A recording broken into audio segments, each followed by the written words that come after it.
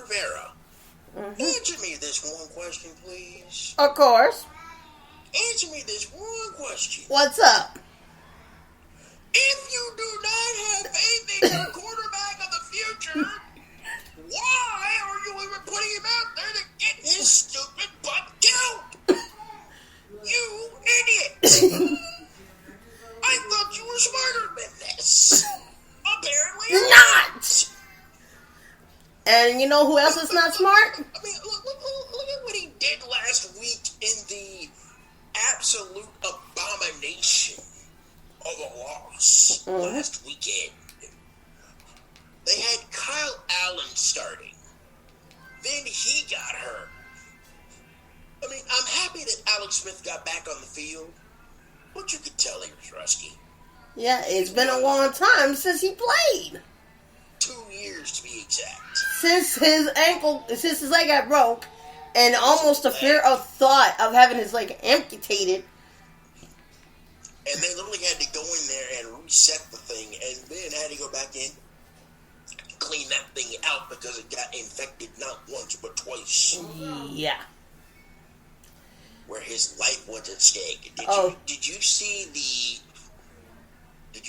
ESPN news piece on his long road back? Oh yeah. And speaking of Denver Broncos, what were you thinking? You traded in your backup Blake. You let your backup Blake Bortles go. What the hell? Blake Bortles is average anyway, so he can go. Yeah. Blake Bortles is about as below average as me and my head did. Yeah. And I have at least more ability than Blake Bortles ever will have than my little right pinky finger. Yep.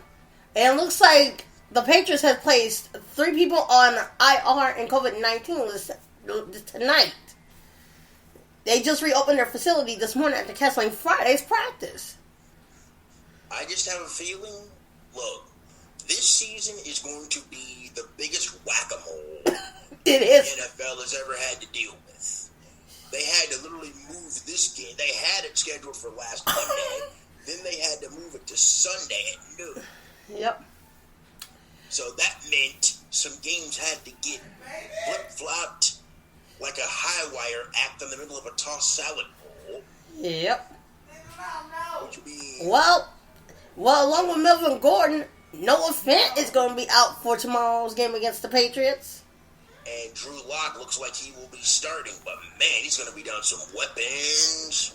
Ooh. Yeah, speaking of which, the Jacksonville Jaguars is now completely without a practice squad. Their entire practice squad, plus their defensive back on the main roster, got COVID. I hate to say it, the Jags are back to being the Jags. And not the Lags. Oh, they're the Lags. They're definitely... Oh, no. And the Chiefs are going to be out with their main wide receiver, Sammy Watkins. He's ruled out Monday. Sammy Watkins just has not been able to stay healthy at all over the years, just for his sake. I don't know what it is, but there's just something. I don't know what the right word is when it comes to Sammy Watkins. Yeah, speaking but he just ain't been right.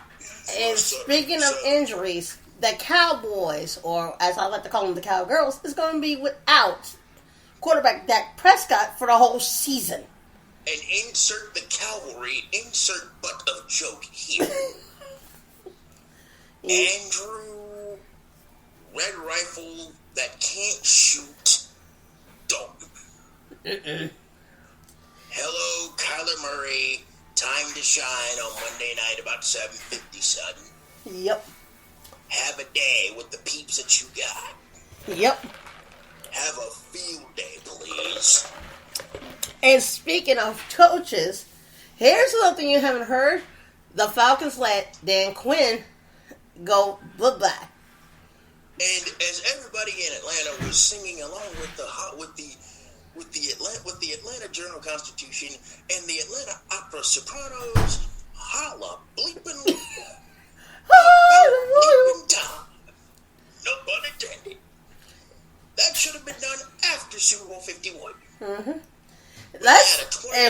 from the who's next in the hot seat roulette wheel? It'd be anybody's guess. Could it be Matt Patricia? Let me see. I can name several coaches who can go. Adam Gase can go. Matt Patricia can go. Ron Rivera, because he doesn't have a freaking clue what he's doing in Washington, has to go. Well, Ron Rivera's got a second year, but the one thing he better figure out is, does he trust Dwayne Haskins to be his future quarterback, or do they have to go back into the draft pool and go find another, yes, I said another, QB, quarterback of the future?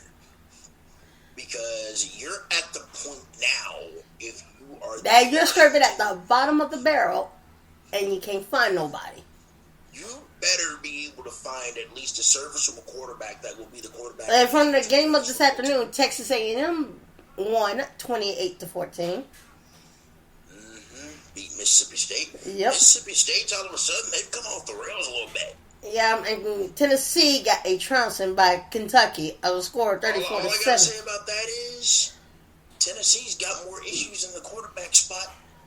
Yep. They got fined for breaking COVID-19 protocol. I had a guest on my podcast, and I had asked the question about with the NBA, the guys that get too much blame, and we discussed a few guys. I wonder, because somebody posted it up on Twitter as a UT fan and asked a very interesting but thought-provoking question. And what would that be? He basically said, at what point does this Jared Guarantano issue become the fault of Jim Chaney? Well, if you really want to know the truth about it, I think we've already reached the point now that I hate to say it, we know what Guarantano is. Mm-hmm. An average pocket passer, a guy that tries to make a play on the run, and more times than not, when discretion should be the better part of valor, he makes the ever-popular not duh mistake. Well, it looks like Louisiana Tech is playing a little better than they did before. At least they didn't go back about 93 yards. Well, how long will that last? Well, they're at 3rd and 2. And North Texas beat MTSU 52-35. UMass got shut out by Georgia Southern 41-0. And that game basically got plopped on the schedule because UMass didn't have a game. Of course not. And for all you Pac-10 and Big 12 fans, their season is going to start at the end of starting Friday, October the 30th. In 2 weeks. Well, the Big Ten will start on the 24th. Yep. With Nebraska and the Ohio State. Mm-hmm. And then you got and on the Saturday night Big Ten game of the week extravaganza, it's the Little Brown Jug. Yep. Michigan, Minnesota. Arkansas beats Ole Miss 33-21.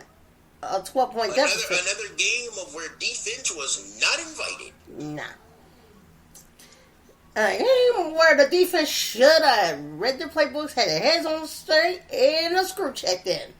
Instead, they got a couple of screws loose. They are battered, bloody, and bruised, and they're done as a doornail. Well, we can stop using screws. They're about 2 fries. Yes, ma'am. Meal and about 3 fries short of a super quarter pounder. Yeah. At your local McDonald's drive-thru.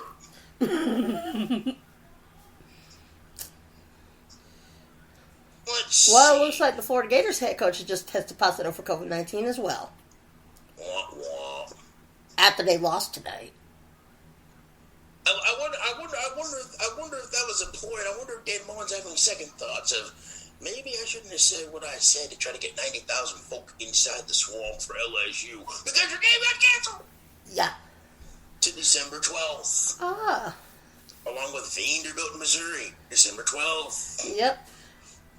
It's gonna get very wickedly interesting up in here over the next month. Yep. The month of October, the month of November. Mm-hmm. And when those powers that be in the beloved and talented college football playoff pool, right in the middle of basketball season. Yeah. Oh, there are going to be bowl games. It's just there ain't going to be no Aloha Bowl this year. The Aloha Bowl got axed. They got axed back in September. Well, due to COVID, yeah. That was one of the first ones to get axed, and I think there was one other one that was not going to be played this year. One in Hawaii and one in the Bahamas. They both got axed. Yeah, and the Celebration Bowl or whatever, where that won't get played till 2021. Yep. So, give me a breakdown of last week when. I need to kind of get caught up to speed a little bit because I was just coming off of EGB last week. Well, 5 days earlier in the week. Yeah. I had talked to Mr. Sean Smith. We have going over the concepts of the NWFL, and he just restarted back up, and they had to start over from scratch because it used to be the NWFA. The National Women's Football Association. Yep. Before the WFA basically said, no, you can't have that. Yeah. And he said that because people can't get along, they don't want to do right, and they don't want to listen, they scrubbed the NWFA for good. We named it the NWFL, decided to restart over, and he's trying to pull in some expansion teams from the Midwest. Preferably somewhere from Chicago, Michigan, Wisconsin,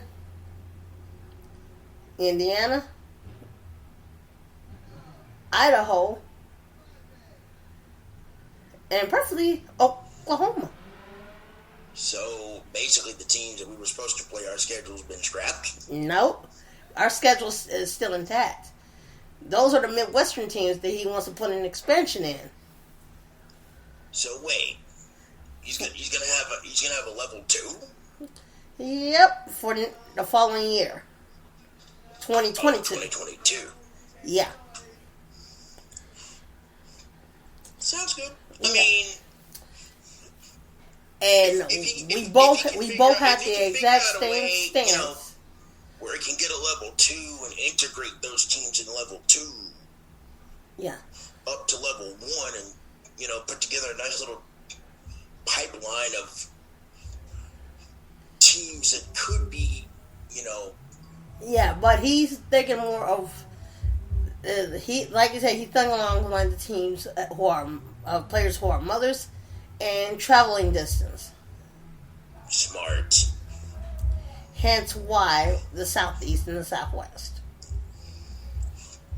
So what about these other teams that he's wanting to get in that he wants to try to?